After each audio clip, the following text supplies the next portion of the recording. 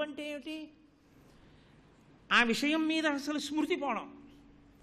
నేను ఏదో పుస్తకాలు చదువుకుంటూ ఇందులో పెడదామని జేబులో డబ్బులు తీసి ఏదో పుస్తకంలో పెట్టాను, గుర్తు పెట్టుకున్నాను అనుకున్నాను. ఒక 10 రోజులు పోయిన తర్వాత 2 500 రూపాయల కాగితాలు ఉండాలి కదా మన దగ్గర అన్నట్టు ఎక్కడ పెట్టాం అంటే జ్ఞాపకానికి రాలేదు. జ్ఞాపకానికి ఎందుకు రాకుండా పోయింది? పెట్టింది నువ్వే కదా, పెట్టినప్పుడు పెట్టానని గుర్తుంచుకున్నది నువ్వే కదా. అంటే దీన్ని దృష్టిలో పెట్టుకునే లోపల దీనికన్నా బలవత్తరమైన విషయం ఒకటి వచ్చి ఈ 10 రోజులు నీ మేధస్సు మీద పనిచేసింది. అది దీన్ని తుడిచేసింది. తుడిచి తాను వ్యవస్థీకృతమైపోయింది. అయిపోవడంలో ఇది పక్కకి వెళ్ళిపోయింది. పూర్వం ఆడియో క్యాసెట్ల మీద చూడండి, సూపర్ ఇంపోజిషన్ మళ్ళీ రికార్డ్ చేసేవారు. అలా దీన్ని తుడిచి అది వచ్చి అంటుకుంది. అప్పుడు అది స్మృతిలో లేదు, మరిచిపోయానంటాడు. ఆయనకి విశ్వాన్ని మరిచిపోయాడు, విశ్వనాథుడు గుర్తుండిపోయాడు. అది ప్రహ్లాదుడు అంటే. కాబట్టి శ్రీమన్నారాయణ పాద పద్మయుగళీ చింతామృతాస్వాద సంధానుండై మరచన్ సురారిసుతుడే తద్విశ్వమున్భువరా. తెలుగులో ఇటువంటి పద్యాలు ఇచ్చిన పోతన గారి పాదాలకి తెలుగువాడిగా పుట్టిన ప్రతివాడు రోజు నమస్కారం చేయాలి. కాబట్టి పానీయంబులు త్రాగుతుంటే శ్రీమన్నారాయణుడు ఎలా గుర్తొస్తాడండి? అంటే మనకంటే జ్ఞాపకం రాడు, కానీ ఆయన అనుకునేవాడు, ఈశ్వర వీధిలో ఏమవుతోందో తెలుసుకుంటాను, అలా ఆవిడుతోందంటాను. 4 బాజాలు వినపడితే బయటికి వెళ్ళి ఏదో పెళ్లివారు వెళ్తున్నారంటాను. బాల్కనీలో నుంచి వెంకటేశ్వర స్వామి వారి యొక్క అదిగో దేవాలయ ప్రాకారం అంటాను. బయటవన్నీ చూస్తాను. ఇందులో నీళ్ళు అయిపోయాయన్న విషయం నాకు తెలియదు. ఇందులో నీళ్ళు అయిపోతే ప్రాణానికే ఇబ్బంది వస్తుంది. ఓరి పిచ్చాడా, ఇందులో జలం అయిపోయింది, నీరు అయిపోయింది, ఇంకిపోయింది, మళ్ళీ పొయ్యి నీళ్లు పొయ్యి అని ఈశ్వరుడు దాహం రూపంలో చెప్తాడు. ప్రాణ అపాన వ్యాన బుదాన సమాన నాగ కూర్మ కృకర ధనంజయ దేవదత్తములని 10 వాయువుల రూపంలో శరీర పరిపాలనం చేస్తాడు ఆయన. కాబట్టి లోపల దాహం వేస్తోంది అనిపిస్తే ఓ అని గబగబా నీళ్లు తాగడానికి వెళ్తాం. దాహం వేస్తోంది అని పువ్వులు కోసుకోవడానికి వెళ్ళంగా, దాహం వేస్తే నీళ్లు తాగుతాం. కాబట్టి అసలు ఇందులో నీళ్లు లేవని చెప్పిన వాడెవరు? ఈశ్వరుడు చెప్తున్నాడా. మనమైతే దాహం వేస్తోందని నీళ్ళకెడతాం. ఆయన అనేవాడు, ఈశ్వర ఇందులో నీళ్ళు అయిపోతే దీన్ని బతికించాలని నీళ్ళు అయిపోతున్నాయని దాహం రూపంలో చెప్పావా అనేవాడు. ఈశ్వర అన్నానికి నీటికి తేడా ఏమిటి? 2 నోట్లోంచి తీసుకునేవే. అది కొంచెం నవిలి మింగాలి. అది వెళ్ళడం ఆలస్యమైనా ప్రాణాలు నిలబడతాయి. నీళ్లు తొందరగా వెళ్ళిపోవాలి లోపలికి, లేకపోతే ప్రాణం పోతుంది. నీళ్లు తొందరగా వెళ్ళాలని నీటికి ప్రవహించే శక్తిని ఇచ్చావా? అందుకని కడుపు కింద పెట్టి నోరు పైనెట్టావా? ఇందులో పోస్తే గుటుక్కుని నీరు పళ్ళ మెరుగు నిజము దేవుడు ఎరుగని కింద కెడుతోందా? కడుపు పైన నోరు కింద పెట్టుండి దాహం వేసి ఉంటే? ఈశ్వర ఏమి వ్యవస్థని సృష్టించావయ్యా, ఏమిచ్చి నీ రుణం తీర్చుకుంటాను? ఇక్కడ కడుపు ఇక్కడ నోరు పెట్టి అంత దాహంతో ఉండగా గడగడా తాగితే ఇలా నీరు వెళ్ళిపోయేటట్టుగా అనుగ్రహించావా? పానీయంబులు త్రాగుచున్ ఇప్పుడు రోమాంచితమై పొంగిపోయేవాడు నీళ్లు తాగుతూ. ఇప్పుడు ఈ నీళ్లు తాగడంలో దాహాన్ని నీళ్ళని మరిచిపోయేవాడు శ్రీమన్నారాయణుడు గుర్తొస్తుండేవాడు ఆయనకి. అంటే నిజంగా ఈశ్వరుణ్ణి స్మరించాలనుకున్న వాడికి పూజామందిరమే అవసరము కాదు. ఏ కారణమైనా తనకి ఈశ్వర దర్శనానికి అనుకూలమే. పానీయంబులు త్రాగుచున్ కుడుచుచున్ తింటూ ఎలా గుర్తొస్తాడండి అనొచ్చు. ఇన్ని వడ్లు తీసుకెళ్ళి మట్టిలో వేస్తే మొక్కలు పుట్టి కంకులు పుట్టి ఒక్కొక్క కంకుకి ఇన్ని ధాన్యం వచ్చి ఆ ధాన్యాన్ని తీసుకొచ్చి దంపితే బియ్యం వచ్చి ఆ బియ్యాన్ని నీటిలో కలిపి గిన్నెలో పోసి అగ్నిహోత్రం మీద పెడితే గిన్నెలో ఉన్న మెతుకులన్నీ ఒకేలా ఒకే కాలంలో ఒకేసారి ఉడికి మెత్తపడి అందులోకి తీసుకొచ్చి ఇంకో కాయగూరని నీటిలో ఉడికించి తెస్తే కొత్త రుచి వచ్చి మెత్తగా పళ్ళ మధ్య పెట్టుకుని నవ్వులుతుంటే నోటి లోపల అంత కఠినమైనటువంటి దంతముల పంక్తి పెట్టి మెత్తటి నాలుక పెట్టి ఈ నాలుక పళ్ళ మధ్యలో ఉన్న ఎప్పుడు నాలుక పళ్ళ మధ్యలో పడిపోకుండా ఏర్పాటు చేసి ఈ నాలుక పళ్ళ కిందకి పదార్థాన్ని తోస్తుంటే అవి నవిలి మెత్తబడుతున్న పదార్థంలోకి లాలాజనాన్ని సృష్టించి అందులోంచి మళ్ళీ మ్యూకస్సు టైలిన్ను తెప్పించి కంఠంలోంచి జిగురుగా జారిపోయేటట్టు చేసి జీర్ణ వ్యవస్థలోకి పంపుతున్న ఓ ఈశ్వరా నీది ఈ శక్తి అన్నాం. కాబట్టి మనం అన్నం తింటే నేను తింటున్నానంటాను, ప్రహ్లాదుడు అన్నం తింటే ఈశ్వరుణ్ణి చూశాడు. కాబట్టి పానీయంబులు త్రాగుచున్ కుడుచుచున్ భాషించుచున్ మాట్లాడుతూ. ఈ మాట్లాడడము ఏదైనా ధ్వని అంటాం. ధ్వని అన్నది ఏదైనా 2 కలిసి రాపాడితే కానీ రాదు. అందుకే శబ్దము వేరు, ధ్వని వేరు. ఇవన్నీ శబ్దములు అంటాం. అసలు శబ్దం, వేదరాశికి శబ్దరాశి అని పేరు. ఏదైనా అర్థం ఉంటే శబ్దం, అర్థం లేకపోతే ధ్వని. పసిపిల్లాడు ఏడిచాడు అనుకోండి, దానికి అర్థం ఏంటో చెప్పండి కోటేశ్వరారు అన్నారు అనుకోండి, ఏం చెప్పను? వాడు ఏడిచాడు అనాలి అంతే. శబ్దం అంటే దానిలో ఒక అర్థం ఉంటుంది. అర్థం ఉంటే శబ్దం అంటారు. శబ్దము కానీ ధ్వని కానీ రెండు రాపాడితే కానీ పుట్టవు.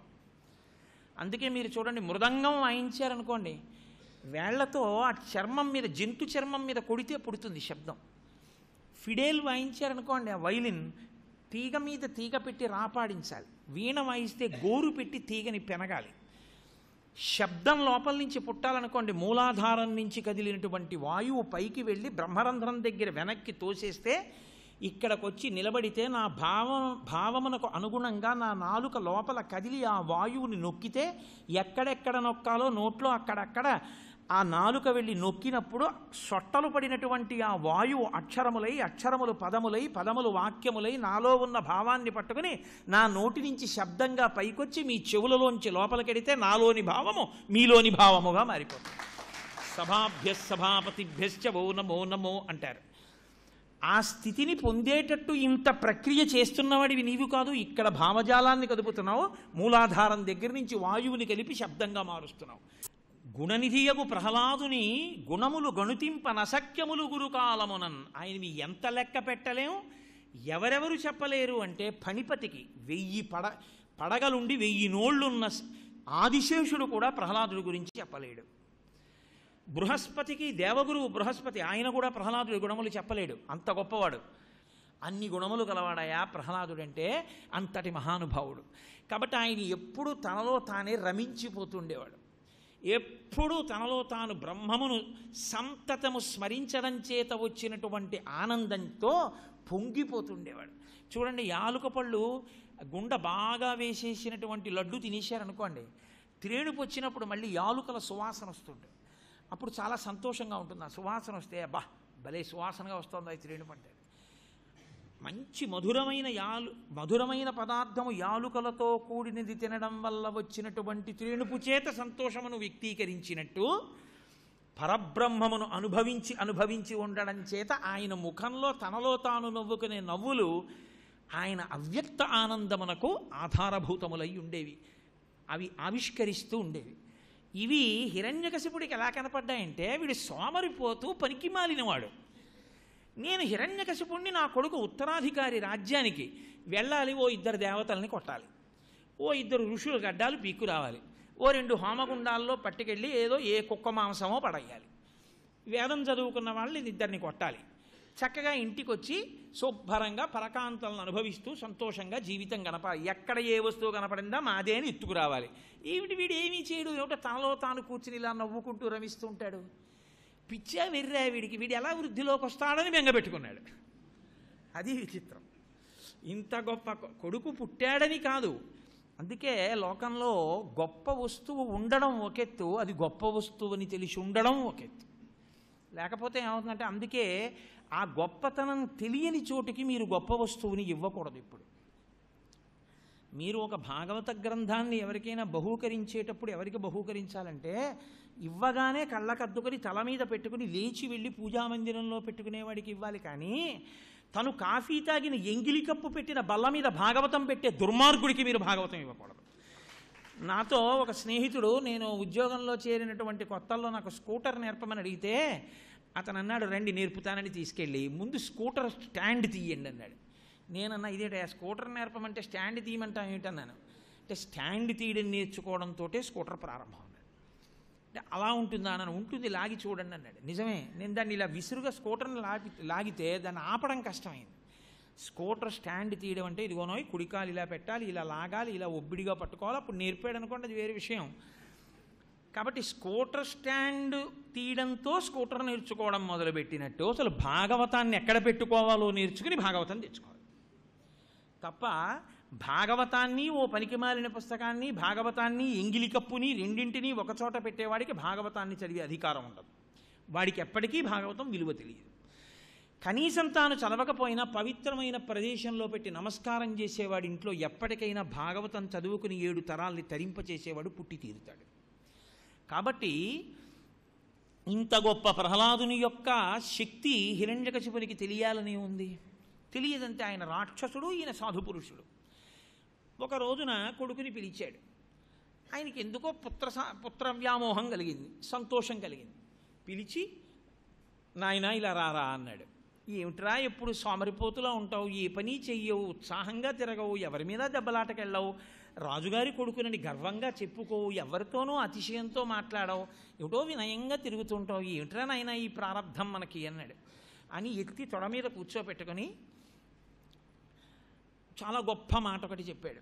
కొడుకు కదా, ఎంతైనా పుత్రగాత్ర పరిష్వంగము తండ్రికి గొప్ప ప్రీతిపాత్రము. కాబట్టి ఆ కొడుకుని పట్టుకొని సంతోషించి ముద్దు పట్టుకొని, తనయుల సంభాషణములు జనకునకున్ కర్ణయుగళి సద్భూషణములు, అనుదిన సంతోషణములు జినిత శ్రమ తాప దుఃఖ సంశోషణములు. తనయుల సంభాషణములు జనకులకున్ కర్ణయుగళి సద్భూషణములు అన్నాడు. ఇది మాత్రం పరమయదార్థం. తండ్రికి ఎంత బడలిపోయి రానివ్వండి, ఆ కొడుకు బుడిబుడి నడకలు నడుస్తూ తాత తాత అన్నం వస్తుంది వాడికి అదేదో పెద్ద మంత్రజపం చేసేవాళ్ళ, లేకపోతే ఏదో ఈశ్వరనామాన్ని ఎప్పుడూ చెప్పుకునేవాళ్ళ, ఆడుకుంటూ అటు తిరుగుతూ ఇటు తిరుగుతూ 4 అడుగు తాత తాత అంటూ ఆడుకుంటూ ఉంటాడు. తండ్రి పొంగిపోయి, తండ్రి మహావిద్వాంసుడు, వేదాంగములను చదువుకున్నవాడు, అన్ని నేర్చుకున్నవాడు, ఇదేదో చాలా గొప్ప విషయం అన్నట్టుగా కొడుకుని తొడ మీద కూర్చోబెట్టుకుని వాడు తాత తాత అంటుంటే మురిసిపోతాడు. హిరణ్యకశిపుడు అన్నాడు, అనుదిన సంతోషణములు. కొడుకు తాత అంటే పొంగు, నాన్న అంటే పొంగు, అమ్మ అంటే పొంగు. అదేదో పెద్ద మహాపురాణంలోంచి ఏదో పెద్ద శ్లోకానికి వ్యాఖ్యానం చేస్తుంటే విన్నంత పొంగిపోతాడు తండ్రి. అనుదిన సంతోషణములు జనిత శ్రమ తాప దుఃఖ సంశోషణములు. ఎంత బడలిపోయిన తండ్రికి కొడుకుని ఇలా కూర్చోబెట్టుకుంటే వాడు ఇటు తిరిగి నాన్నగారి గడ్డం పీకుతూ మాట్లాడిన మాటలు చెవుల్లోకి ఎలా ఉంటాయంటేట తండ్రి పడినటువంటి శ్రమనంతటినీ తీర్చేస్తాయి. జనిత శ్రమ తాప దుఃఖ సంశోషణములు. తనయుల సంభాషణములు, కొడుకులు చెప్పే మాటలు జనకులకున్ కర్ణయుగళి సద్భూషణములు.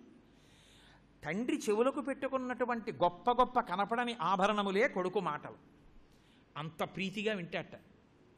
ఏదో గొప్ప ఆభరణం పెట్టుకున్నా ఉందా లేదా అని చూసుకోడు, కానీ కొడుకు చెప్పిన మాటలు మాత్రం అంత సంతోషంగా విని పొంగిపోతుంటాడు, నా కొడుకు చెప్పాడని.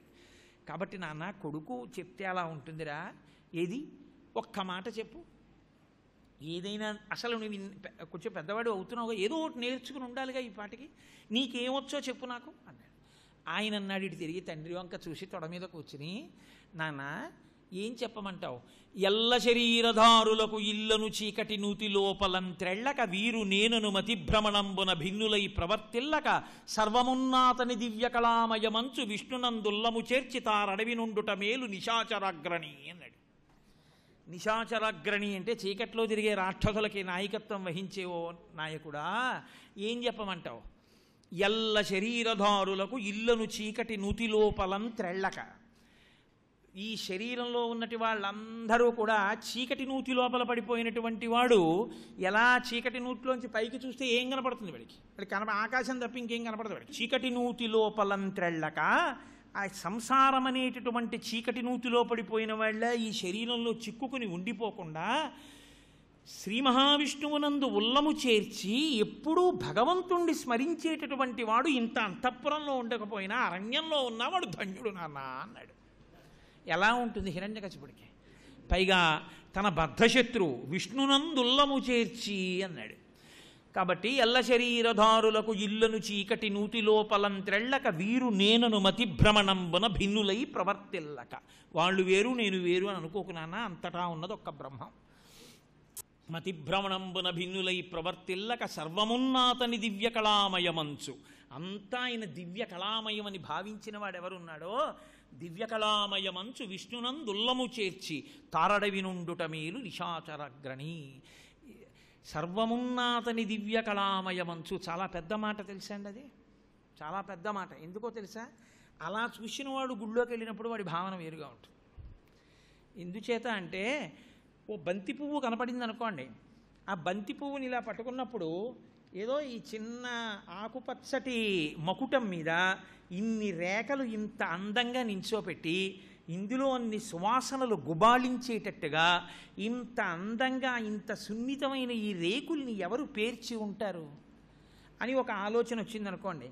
దీనికింత పసుపచ్చటి రంగు పూసినవాడు దీనికింత తెల్లటి రంగు పూసి ఇంత తేనె అందులో పెట్టి తేనెటీగలు చేరి తేనె తాగేటట్టుగా అంత తెల్లగా అంత మృదువుగా ఈ పుష్పాన్ని ఎవరు తయారు చేశారు?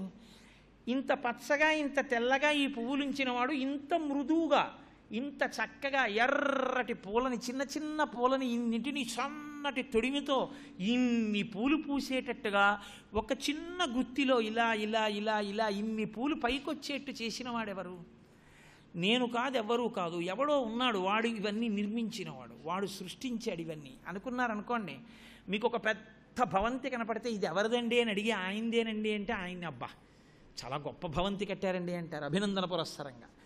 అలా మీరు జగత్తుని చూసినప్పుడు ఎక్కడ మీకు సౌందర్యం కనబడినా ఓ ఇది ఎవరండి నిర్మించినవాడు అని అనుకున్నప్పుడు మరునాడు మీరు గుళ్ళోకి వెళ్ళినప్పుడు బంతి పువ్వు మీద రేఖలు పేర్చినవాడు వీడే, కనకాంబరానికి ఎరుపు రంగు ఇచ్చినవాడు వీడే, లిల్లీ పువ్వునంత తెల్లగా సృష్టించినవాడు వీడే, లోకంలో ఇన్ని అందాలు పెట్టినవాడు వీడే. ఎన్ని కోట్ల మంది మనుష్యులున్నా అందరికీ జానెడు ముఖంలో 2 కళ్ళు, 2 ముక్కు కన్నాలు, 2 చెవులు, 1 నోరు, 32 పళ్ళు, 1 నాలుక పెట్టవలసి వచ్చినా ఒక బొమ్మ ఉన్నట్టు ఇంకో బొమ్మ ఉండకుండా అన్ని బొమ్మలు అన్ని రకాలుగా ఉండేటట్టు సృష్టించినటువంటి గొప్ప శిల్పి వీడే అని మీరు గుళ్ళోకి వెళ్ళి వాడిని చూశారనుకోండి మీ మనసు పొంగుతుంది, ఓ వీడు విశ్వనాథుడు. కాబట్టి మీరు తిరిగినది దివ్యకళామయమంచు ఈ జగత్తుని ఈశ్వరుని యొక్క నిర్మాణ కౌశలంగా చూస్తే మీకు ఈశ్వరుడు సంతతము స్మృతిలో తిరుగుతుంటాడు. అబ్బా ఏమి సృష్టి పరమేశ్వర, ఏమి పర్వతాలు, ఏమి సముద్రాలు, ఏమి నదులు, ఏమి ప్రవాహాలు, ఏమి జలపాతాలు, ఏమి చెట్లు, ఆ చెట్లకు పూసిన పూలు పళ్ళు. ఎవరు చెప్పారు వసంతకాలం వచ్చేటప్పటికి మామిడి చెట్టుని కాయాలని? ఎవరు చెప్పారు కోకిలకి అక్కడికి వచ్చి కూర్చుని పాట పాడమని? ఎవరు సృష్టించారు ఎర్రటి ముక్కు ఆకుపచ్చటి రంగుతో ఆ రామచిలుకని? ఎవరు సృష్టించారు ఆ ఉడతని ఇలా గబగబ కొమ్మ మీద పైకెక్కుతూ పరిగెడుతూ 4 కాళ్లతో అంత పొడుగ్గా తోక ముట్టుకుంటే మెత్తగా 3 గీతలు ఇలా ఇలా చూస్తూ ఇలా ఇలా కదులుతూ 2 కాళ్లతో పట్టుకుని ఆ పండు కొరుకుతూ ఏమి సృజించావయా ఈ ఉడతని ఈశ్వరా అని మీకు అనిపించిన నాడు ఒక్కసారి ఆయన్ని చూసొద్దామయా అని సాయంకాలం పంచకట్టుకుని గుళ్ళోకి వెళ్ళినప్పుడు మీకుండే పొంగు వేరు. అప్పుడు మీ పక్కవాడి సెల్ ఫోన్ మోగితే మీకు అసహ్యం వేస్తుంది కాదు. కాబట్టి సర్వమున్నాతని దివ్యకళామయమంచు విష్ణునందుల్లము చేర్చి తారడవి నుండుట మేలు నిశాచరగ్రణి. ఇక్కడుండి నావి నావి అని ఏడుస్తూ నావైన వాటి వల్ల ఆనందం అనుకునే కన్నా వాడికి లేవు నాకున్నాయన్న ఆనందం పైశాచిక ఆనందం నాన్న. అంతకన్నా అంతా నిర్మించిన వాడు యజమాని, వాడివి నాకిచ్చి నేను అనుభవిస్తే నా ఆనందాన్ని చూసి వాడు ఆనందిస్తున్నాడన్న భావనతో అరణ్యంలో ఉన్నవాడు ధన్యుడు నాన్న అన్నాడు. కడుపు మండిపోయింది. ఆయన అన్నాడు నాకున్ చూడక చోద్యమయ్యడిదిగా నా తండ్రి, ఈ బుద్ధితా నీకున్ లోపలతోచనో పరులు దుర్నీతుల్ ప్రసంగించిరో ఏకాంతంబున భర్గవుల్ పలికిరో ఈ దానవ శ్రేణికిన్ వైకుంఠుండు కృతాపరాధుడు. నీకు ఇలాంటి భావాలన్నీ ఎలా వస్తున్నాయిరా మనసులో? నాకు చాలా ఆశ్చర్యంగా ఉంది. అసలు మనం ఎప్పుడూ శ్రీ మహావిష్ణువుని తలవకూడదురా, చాలా తప్పు పని చేస్తున్నావు నువ్వు. నేను అన్నిటికీ కూడా అధికారిని, నన్ను మించినవాడు లేదు. విష్ణువు పారిపోయాడు నన్ను చూసి. ఎప్పుడూ నన్నే స్మరిస్తూ ఉండు, హాయిగా భోగములను అనుభవించు, సంతోషంగా ఉండు. అంతేకాని విష్ణువు ఏమిటి, పరతత్వం ఏమిటి, వేదం ఏమిటి, సర్వము ఈశ్వరుని యొక్క లీల ఏమిటి, ఏమిట్రా ఈ మాటలు, నీ మనసు మళ్ళించన్నాడు. అంటే కొడుకు అన్నాడు నాన్నగారు అది సాధ్యం కాదు. అయస్కాంతమునకు ఒక లక్షణం ఉంటుంది, ఇనుముకు ఒక లక్షణం ఉంటుంది. ఇనుము ఎదురుగుండా పట్టుకెళ్ళి ఓ కొయ్యని పెడితే అది ఆకర్షింపబడదు నాన్నగారు. ఇనుము ఎదురుగుండా నీటిని పెడితే ఇనుము ఆకర్షింపబడదు. ఇనుము ఎదురుగుండా అయస్కాంతాన్ని పెడితే ఇనుము పరిగెత్తుకెళ్ళి అంటుకుంటుంది. అది దాని లక్షణం అంతే. నాన్నగారు నా లక్షణం ఏమిటో తెలుసా? నా మనసుకున్నటువంటి లక్షణం ఈశ్వరుడి పేరు చెప్తే అటువైపుకు పరిగెడుతుంది. కాబట్టి మీరు మళ్ళించుకో అంటే నేను మళ్ళించుకోలేను నాన్నగారు. కొన్ని లోకంలో అసాధ్యమైన విషయాలు ఉన్నాయి, వాటిని మీరు ఎంత బోధ చేసైనా మార్చగలరా? అలాగే ఇది కూడా మీరు నన్ను మార్చలేరు. మందార మకరంద మాధుర్యమున తేలు మధుపంబు పోవునే మదనములకు నిర్మల మందాకినీ వీచికలతూగు రాయంచతనునే తరంగిణులకు లలిత రసాల పల్లవ ఖాదియై చొక్కు కోయిల జనునే కుటజములకు పూర్ణ్యందు చంద్రికా స్ఫురిత చకోరక మరుగునే సాంద్ర నిహారములకు అంబుజోదర దివ్యపాదారవింద చింతనామృతపాన విశేషమర్త చిత్తము ఏ రీతి ఇతర విషయంబు చేర నేర్చు వినుత గుణశీల మాటలు వెయ్యునేల. నిజంగా ఈ పద్యం ఆంధ్రదేశంలో అసలు తెలుగు సాహిత్యంలోనే సార్వభౌమ పీఠాన్ని అందుకున్నటువంటి పద్యం ఈ పద్యం రాని తెలుగు వాళ్ళు ఉండరు అని నా నమ్మకం.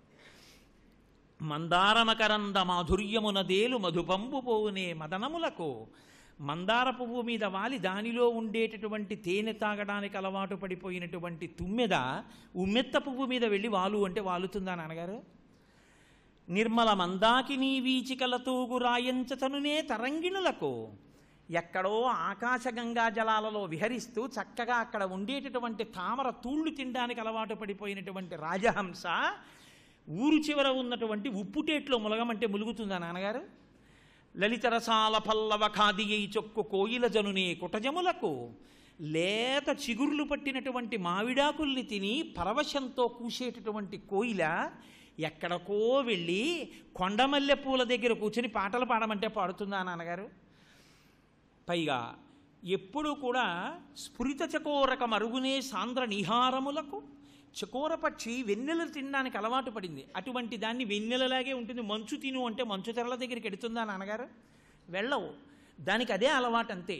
అలాగే అంబుజోదర దివ్యపాదారవింద చింతనామృతపాన విశేషమత్త చిత్తమేరీతి ఇతర విషయంబు చేర నేర్చు వినుత గుణశీల మాటలు వెయ్యునేల. ఎందుకు నాన్నగారు 1000 మాటలు? నేను యథార్థం చెప్తున్నాను. నాకు ఏది చూసినా ఎక్కడ నిలబడినా శ్రీమన్నారాయణుని యొక్క స్వరూపమే కనపడి ఆయన పాదములను చింతించడం చేత అందులోంచి స్రవించేటటువంటి మందార మకరంద పానము చేసి మత్తెక్కి కైపెక్కేటటువంటి అలవాటు పడిపోయిన నా హృదయాన్ని ఇప్పుడు కొత్తగా భోగముల వైపుకి వెళ్ళమంటే వెడుతుందా నాన్నగారు? వెళ్ళదు అన్నాడు. ఆయన అన్నాడు, అరే రే రే రే రే వీడి ఎంత పాడైపోయాడు రా, వీడికి అక్కర్లేని విషయాలన్నీ అలవాటు పడిపోతున్నాయిరా, పైగా ఇన్ని ఉపమానాలు చెప్తాడా నాకు అని. చండ అమర్కులని శుక్రాచార్యులు వారి కొడుకులు. అప్పుడు శుక్రాచార్యులు వారు లేరు ఊళ్ళో. అందుకని కొడుకుల్ని పిలిచాడు. వాళ్ళు తర్కశాస్త్రంలో పండితులు. పిలిచి అన్నాడు, ఏమిటో నా పిల్లాడు ఇలా పాడైపోయాడయా, చాలా బాధగా ఉంది వీడిని చూస్తే. కాబట్టి మీరు వెంటనే ఈ పిల్లవాడిని తీసుకెళ్ళి బాగా చదువు నేర్పండి. రాక్షసులకు ఎటువంటి చదువు కావాలో అటువంటి చదువు నేర్పించండి. సర్వం శ్రీ ఉమామహేశ్వర పరబ్రహ్మార్పణమస్తు. స్వస్తి.